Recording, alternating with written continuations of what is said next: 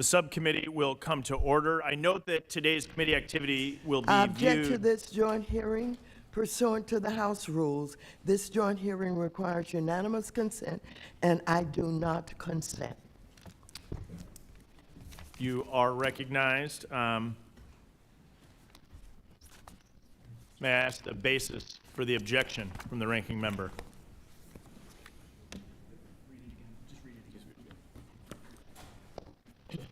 I object to this joint hearing pursuant to the House rules. This joint hearing requires unanimous consent, and I do not consent. Does the lady yield for a question? Will the ranking member yield? Madam Ranking Member.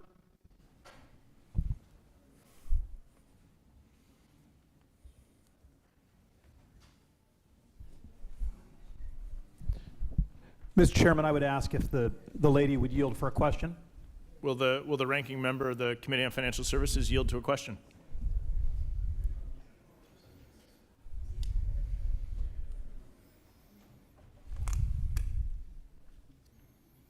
I'll ask again. Will the ranking member of the full Committee on Financial Services yield to a question from the subcommittee chairman?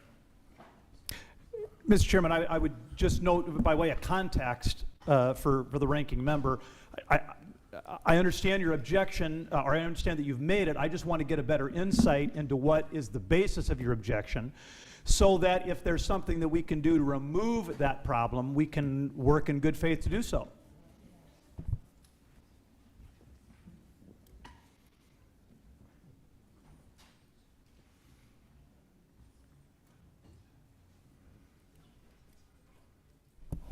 I object to this joint hearing because of the corruption of the President of the United States and his ownership of crypto and his oversight of all the agencies. I object. Mr. Chairman, before I yield, I would just note that a good regulatory product, good regulatory rules of the road, I think would provide an environment where people would have more faith in the marketplace. And I think these conversations are a critically important part of getting there. Thank you. The chairman of the full Committee on the Financial Services, Mr. Hill, is recognized. Thank you, Chairman Steil. I want to be really clear and set the record straight today. The ranking member has expressed concern about conflicts of interest, which is why she's disrupting today's joint hearing. Through her actions today, the ranking member has thrown partisanship into what has historically been a strong, good, working bipartisan relationship. For those of you that may not know, we held a similar hearing, a similar joint hearing in this same building in May 2023 under the leadership of Chairman Thompson, then ranking member David Scott, former Chairman McHenry, and ranking member Waters. The purpose of that hearing, like today's hearing, is to discuss the importance of rules for digital assets so that every market participant must abide by them. I was encouraged by the engagement that we received from last Congress by members on both sides of the aisle. There was overwhelming support from the House Democrats and Republicans on legislation that brings digital asset markets into the regulatory perimeter and closes the gaps in regulation. Gaps that we all agree exist. Gaps that President Biden agrees that exist. Gaps that President Trump agrees that exist. Members worked hard to provide robust consumer protections, and they did so in a manner that would make our constituents proud. We left our differences at the door, and we were honest and transparent in our legislative work. Members on both sides of our committees are committed to crafting legislation to provide that regulatory clarity to encourage responsible actors in the digital asset ecosystem. That's what most of the members in this room are here to discuss today. As the ranking member currently pointed out, to hold a joint hearing, we must receive unanimous consent from both Republicans and Democrats to proceed. The ranking member received ample notice, more than 6 weeks, and negotiated an additional witness for the minority. Yet after that good faith effort, the ranking member is objecting today. We agreed not to notice legislation to this joint hearing, yet the ranking member is objecting today. We determined a seating chart, discussed opening statements and witnesses, yet the ranking member is objecting today. I want to thank Agriculture Ranking Member Craig and her staff, Subcommittee Ranking Member Don Davis, Chairman Benham, and our witnesses who've traveled here to be dedicated to their time to share their views with the committee. I also want to thank Chairman Thompson, Subcommittee Chairs Johnson and Steil, and my staff for your commitment for working relentlessly with the minority. Hearings are an opportunity for Congress and the American people to explore important matters of policy together. Whether we agree or disagree on policy, we hold them publicly so that our constituents can understand how we work to better their lives. This hearing would have served as a forum for financial services and agriculture members to learn from our panelists and discuss solutions to issues. And given the cross-jurisdictional nature of the work, a joint hearing has been very, very needed. While I understand the ranking member has concerns, but by objecting to this hearing, the ranking member is undermining the opportunity for these two committees to engage in a conversation of vital importance to the American people. That's a loss for our committees, the House, and the public at large. Those of us that remain in this room will not sit idly by and abandon the urgent work we have before us that our committees have set out to do. We will sit together, hear from these good witnesses, and ask questions and learn from your expertise. We'll do the difficult work of finding common ground on issues like digital assets that matter so strongly to Americans. We will try not to silence one another over policy disagreements. This is just the beginning of the discussion, and I look forward to seeing how we can move forward in a bipartisan way. I yield back to the chair. Mr. Chairman? Thank you very much, Mr. Chairman. Mr. Does the ranking member insist upon her objection? I insist upon my objection, and I'd like everyone to join me in CVC room 217. The objection to convening this meeting is heard. Trump's crypto corruption. The ranking member's objection to the meeting is heard. We'll now move on to a Mr. Chairman, roundtable. may I be heard on the objection? The ranking member of the subcommittee, Mr. Lynch, is recognized. Thank you, Mr. Chairman. Mr. Chairman, ranking, and to my colleagues on the Agricultural Committee as well, Ranking Member Waters has objected to this hearing because of the clear conflicts of interest between President Trump and his family's personal crypto ventures and the legislative proposals our committee are considering. President Trump and his family are exploiting the presidency to enrich themselves using their personal crypto business, World Liberty Financial.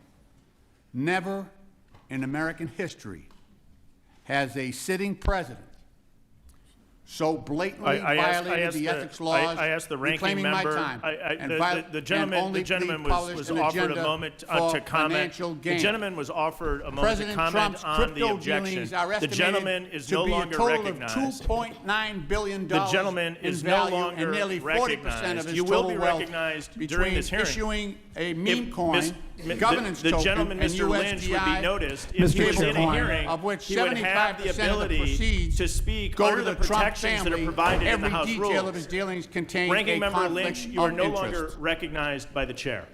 The gentlelady's objection is heard. We'll now move into Mr. Chairman, a I ask that roundtable. my written remarks we are be not- entered into the record. It is too bad for the ranking member that it is not a hearing. If it was a hearing, the ranking member would be protected by House rules. There was an objection from the ranking member of the full insists committee. on her objection. I object. The committee, the objection is heard. The objection is heard, and we will now move into a roundtable. We want to hear from our participants who've traveled to share their expertise with us. And I would ask that participants make brief remarks. To keep our members on track, I'd also ask that they limit their comments and questions to 5 minutes.